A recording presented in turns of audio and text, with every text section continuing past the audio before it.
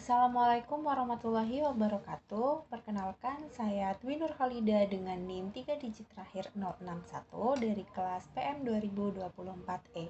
Di sini saya akan mempresentasikan salah satu materi dari mata kuliah Geometri Transformasi, yaitu refleksi. Di sini saya akan membahas pembuktian teorema 3.1 yang menyatakan bahwa refleksi merupakan suatu transformasi.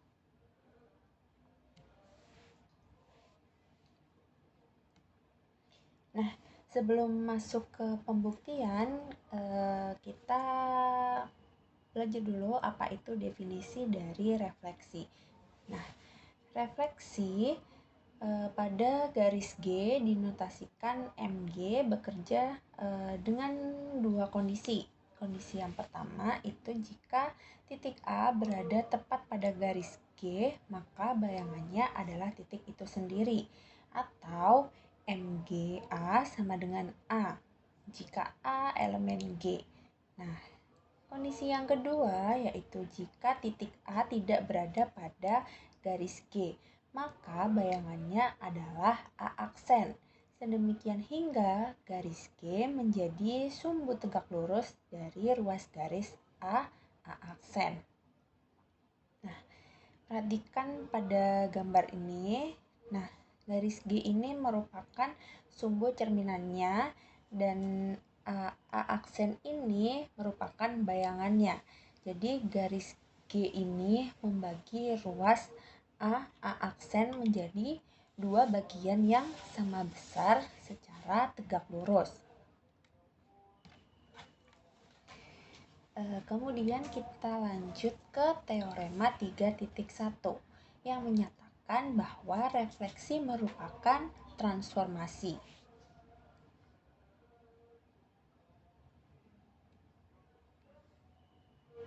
Nah, untuk membuktikan bahwa refleksi adalah sebuah transformasi, kita harus membuktikan bahwa MG itu adalah fungsi yang surjektif dan juga injektif. Kita masuk ke pembuktian yang pertama, apakah refleksi itu merupakan fungsi? Nah, di sini ada tabel pembuktiannya. Kita ambil sebarang X elemen V. Nah, jadi kita itu memilih satu titik bebas pada sebuah bidang.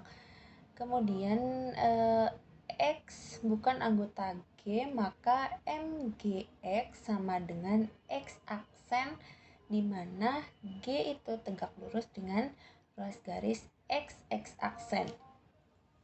Nah, titik X ini kita cerminkan terhadap garis G yang ada di sini. Nah, secara geometri hanya ada satu garis yang melalui X dan tegak lurus terhadap G.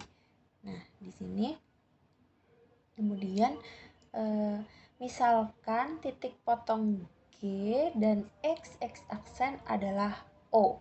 Nah, maka XO sama dengan O X aksen. Nah, karena jarak dari XO ditentukan dan arahnya itu tegak lurus, maka titik X aksen ini tidak mungkin berada di dua tempat, jadi ada di satu tempat saja. Nah, jelas bahwa X aksen adalah tunggal. Nah, karena setiap prapeta X itu memiliki tepat satu bayangan X aksen, maka MG adalah suatu fungsi. Kita lanjut ke pembuktian yang kedua. Apakah refleksi itu bersifat surjektif? Nah, kita harus buktikan semua titik yang ada pada bidang V merupakan bayangan dari suatu titik asal.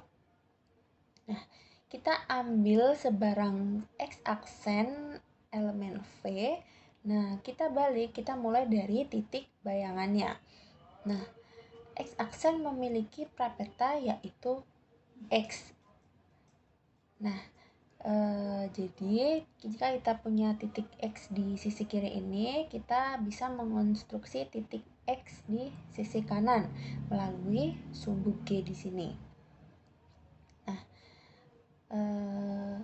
Mg surjektif. Karena apa? Karena tidak ada titik di bidang V yang tidak memiliki pasangan asal. Maka Mg ini merupakan fungsi yang surjektif. Kemudian kita lanjut ke yang ketiga. Apakah refleksi itu injektif? Terakhir kita buktikan ini menggunakan metode kontradiksi. Nah, kita ambil sebarang A, B, elemen V dengan A tidak sama dengan B. Nah, andaikan MGA sama dengan MGB atau A aksen sama dengan B aksen. Nah, kita bayangkan jika dua titik yang berbeda ini bayangannya menumpuk pada suatu titik yang sama. Nah, ruas garis A aksen tegak lurus dengan G dan ruas garis B A aksen tegak lurus dengan G. Terdapat dua garis melalui A aksen yang tegak lurus dengan G.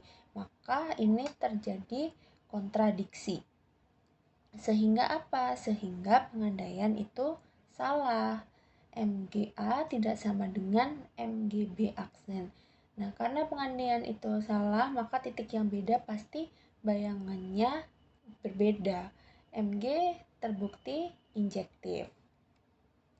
Nah, karena Mg sudah terbukti sebagai fungsi yang surjektif dan juga injektif, maka teorema 3.1 ini terbukti dan benar bahwa refleksi adalah sebuah transformasi. Nah, demikian presentasi dari saya. Terima kasih atas perhatiannya. Jika ada yang ditanyakan boleh ditulis di kolom komentar. Terima kasih. Wassalamualaikum warahmatullahi wabarakatuh.